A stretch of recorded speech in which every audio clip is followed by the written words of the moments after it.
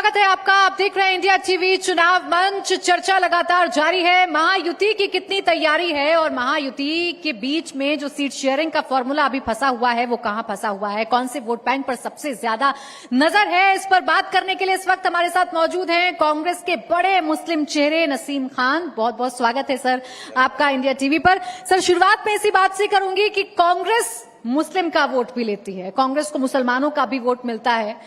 Ticket के आधार पर अगर मैं देखूं तो लोकसभा चुनाव में एक भी टिकट मुसलमानों को नहीं दिया कांग्रेस ने। इस बार कितना प्रतिनिधित्व मिलने जा रहा है मुस्लिमों को? देखिए, पहले तो कांग्रेस को हर समाज का वोट मिलता है, सिर्फ मुसलमानों का वोट नहीं मिलता है। मुसलमानों का मिलता है, एससी, एसटी, सर्व समाज, हर समाज के लोग कांग्रेस पार्टी को हमेशा से अपना साथ देते हैं, सहयोग देते हैं, सपोर्ट करते हैं, मतदान करते हैं।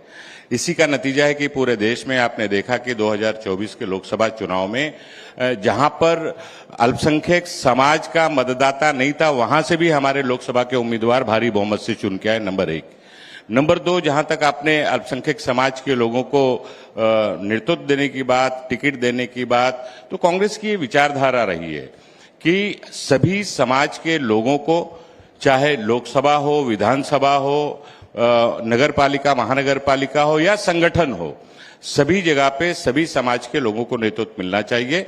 और इस बार भी कांग्रेस और महाविकास आघाड़ी महाराष्ट्र में सभी समाज के लोगों को ज्यादा से ज्यादा प्रतिनिधित्व देने का काम करेगी, ये हम सबको विश्वास है। आपने खुद 27 सीटों की जो डिमांड है वो कांग्रेस के सामने रखी। आपने खुद कहा कि जो 27 टिकट हैं या 27 जगहों पर जो कैंडिडेट उतरे वो अल्पसंख्यक समाज के हों, मुस्लिम समाज के हों। आपकी इस मांग पर बात कहां तक पहुंची और उम्मीद है कि 27 टिकट कांग्रेस की तरफ से दिए जाएंगे?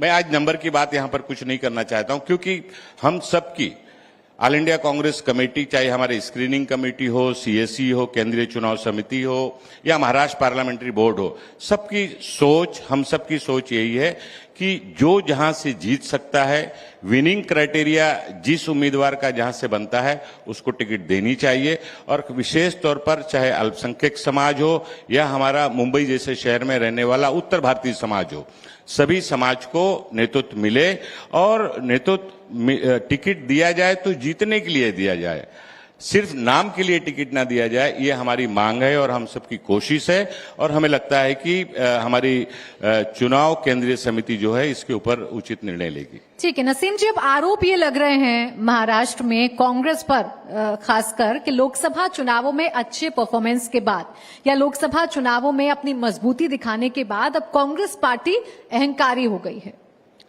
आप किस तरह से अहंकार की बात करते हैं? कांग्रेस पार्टी महाराष्ट्र में कांग्रेस पार्टी की हमेशा से जमीन रही है। संयुक्त महाराष्ट्र बनने के बाद में सबसे ज्यादा महाराष्ट्र में कांग्रेस पार्टी के महाराष्ट्र के लोगों ने समर्थन दिया है, चाहे मुंबई हो, विदर्भ हो, पश्चिम महाराष्ट्र हो, उत्तर महाराष्ट्र हो, मराठवाड़ा हो, सभी जगह पे आप अगर विश्लेषण करेंगे तो आप देखेंगे कि कांग्रेस की भारी और भरकम और मजबूत जमीन पूरे देश में जो सब जगह रही है उसमें महाराष्ट्र सबसे आगे रहा है।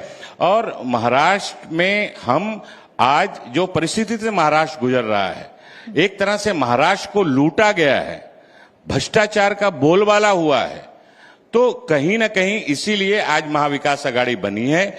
उसमें पवार साहब की राष्ट्रवादी कांग्रेस है, उद्धव ठाकरे जी की शिवसेना है, समाजवादी पार्टी है, शेतकरी कामगार पक्ष है, सीपीआई सीपीएम है, बहुत सारे दलों को मिलाकर महाविकास आघाड़ी बनी है। और महाविकास आघाड़ी मिलजुल कर सभी को मान सम्मान देते हुए सीट शेयरिंग को लेकर आगे बढ़ी है। और आपने देखा कि कल से हमारी साथी दलों की जो लिस्ट है वो भी जारी होने लगी है और 1-2 दिन के अंदर तीनों सभी पार्टियों के उम्मीदवार घोषित हो जाएंगे। इसी पर मैं आ रही थी। अगर ऐसा नहीं है, अगर अहंकार नहीं है या बड़ी पार्टी बनने का कोई गुमान कांग्रेस को महाराष्ट्र में नहीं है, तो इतने दिन से बात कहां पर फंसी हुई थी और कहां पर फंसी हुई है? ठाकरे सेना के लिए बड़ा दिल क्यों नहीं दिखाया कांग्रेस ने? देखिए, जहां पर कोलिशन की राजनीति होती है, बहुत सारे दल होते हैं, सभी दलों को ये अपेक्षा रहती है, सभी नेताओं पर अपने कार्यकर्ताओं का दबाव होता है कि हमारी पार्टी ज्यादा से ज्यादा सीटों पर चुनाव लड़े।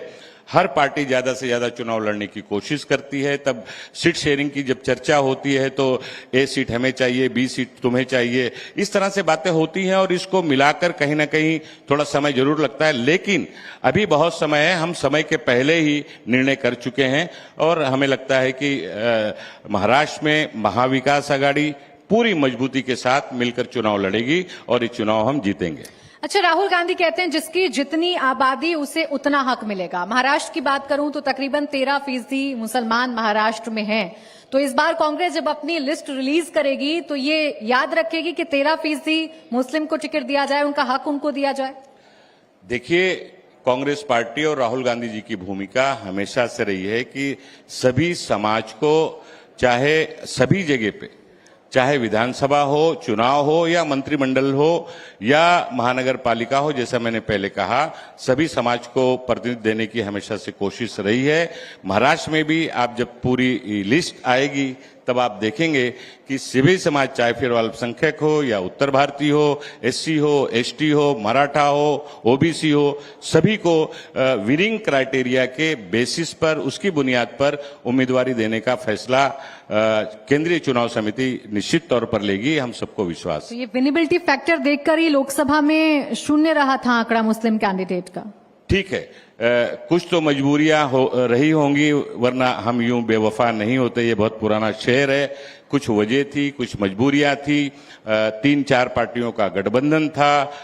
कांग्रेस पार्टी ने एक कदम पीछे हटकर सीट शेयरिंग के ऊपर फैसला किया और हमने मजबूती से चुनाव लड़ा और महाविकास आघाड़ी महाराष्ट्र में 1 नंबर की पार्टी बन के उभरी। हम लोगों ने अच्छा प्रदर्शन किया, हमें उस पर खुशी। मुस्लिम के साथ अब ठीक है, मुस्लिम अल्पसंख्यक इस देश का हमेशा अपने आप की कुर्बानी देने के लिए तैयार रहता है देश के हित में, और उसी लिए ये सारी चीजें हम लोग उसको मान सम्मान के साथ उसको स्वीकारते हैं। और देश बचे, देश का संविधान बचे, देश का लोकतंत्र मजबूत हो, देश तरक्की की राह पर आगे जाए, ये सोच हम सबके, हमारे सभी समाज के लोगों की है। अब बीजेपी ये कहती है कि वोट जिहाद वाली साजिश जो विपक्ष की तरफ से लोकसभा चुनावों में रची गई और उसमें काफी हद तक वो कामयाब भी हो गए, इस बार वोट जिहाद वाली वो साजिश कामयाब नहीं होने देंगे। देखिए, ये सब एक मुहावरा है, जिसे कहा जाता है कि एक मुहावरा है। हमारा देश एक लोकतांत्रिक देश है। सरकार से लेकर चुनाव आयोग तक अपील करते हैं कि ज्यादा से ज्यादा देश की जनता चुनाव के दौरान मतदान करे, घर से बाहर निकले। आप वोट जिहाद की बात करते हैं, राजनीति में इस तरह की जो बातें हो रही हैं, जो मुहावरे गढ़े जा रहे हैं, मुझे लगता है कि ये ठीक नहीं है।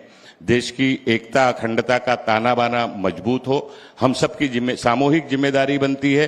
वोट जिहाद जैसी बात नहीं होनी चाहिए, लैंड जिहाद जैसी बात नहीं होनी चाहिए, हिंदुस्तान पाकिस्तान शमशान कब्रिस्तान की बात नहीं होनी चाहिए।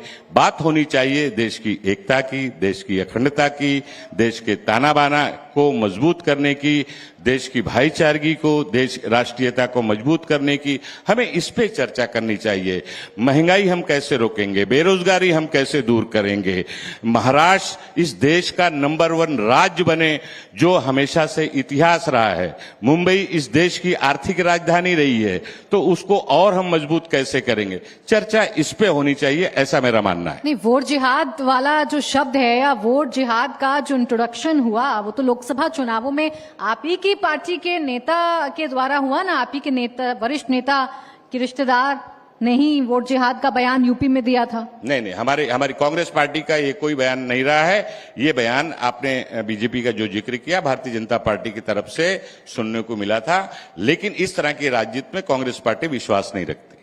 ठीक है सर, यूपी में बयान दिया गया था, वोट जिहाद का जिक्र किया गया था। लोकसभा चुनावों की मैं बात कर रही हूँ। खैर, लोकसभा चुनावों में दलितों का वोट और मुसलमानों का वोट या अल्पसंख्यकों का वोट कांग्रेस हासिल करने में कामयाब रही थी, लेकिन इस बार की लड़ाई इतनी आसान भी नहीं रहने वाली है। जो असदुद्दीन ओवैसी हैं वो ताल ठोक रहे हैं, मैदान में भी हैं और खुलकर मुसलमानों से जुड़े मुद्दे पर सड़क पर भी आते हैं, हल्ला भी बोलते हैं मौजूदा सरकार के खिलाफ। देखिए, उनकी अपनी राजनीति है, अपनी विचारधारा है, मुझे उस पर कुछ कमेंट नहीं करना है। लेकिन देश की जनता, महाराष्ट्र की जनता जानती है, देश के लोग होशियार हैं कि कौन सी पार्टी किसको मदद करने के लिए चुनाव लड़ती है। वोट का बंटवारा करके किसको फायदा करवाने के लिए चुनाव लड़ती है, किस तरह की भाषा का प्रयोग आज की राजनीति में करने वाले लोगों को पीछे किसका हाथ है, ये सारी चीज महाराष्ट्र सहित पूरे देश की जनता जान चुकी है। जनता जागरूक है, ऐसे लोगों के बहकावे में आने वाली नहीं है। आप देखेंगे, आपने लोकसभा का चुनाव देखा है, लोकसभा में लोगों ने ये दिखाया है कि हमें धर्म की राजनीति से हमें दूर रहना है, विकास की राजनीति में हमें रहना है, देश के लोकतंत्र को, देश के संविधान को मजबूत करने की लड़ाई लड़ने वालों के साथ हमें रहना है। देश की जनता ने पिछले लोकसभा के चुनाव में ये तय कर दिया है। अब ओवैसी तो आपकी मदद करना चाह रहे थे, महाविकास अघाड़ी को चिट्ठी उन्होंने लिखी है, ऐसा क्या है कि आप चिट्ठी तक का जवाब नहीं दे पा रहे हैं ओवैसी नहीं, मुझे साहब इसकी के? कोई जानकारी आधिकारिक तौर पर नहीं है कि उनकी पार्टी की तरफ से एनडीए के पास इस तरह की कोई चिट्ठी आई है। खुद असदुद्दीन ओवैसी कह रहे हैं ना। अब ठीक है, उन्होंने किसको चिट्ठी भेजी है, अब महाविकास अघाड़ी है, पवार साहब उसके बारे में देख रहे हैं, उद्धव ठाकरे साहब देख रहे हैं, वो सारे लोग निर्णय लेंगे। बहुत शुक्रिया आपका नसीम जी, हमारे साथ जुड़ने के लिए और हमसे बातचीत करने के लिए। बहुत धन्यवाद।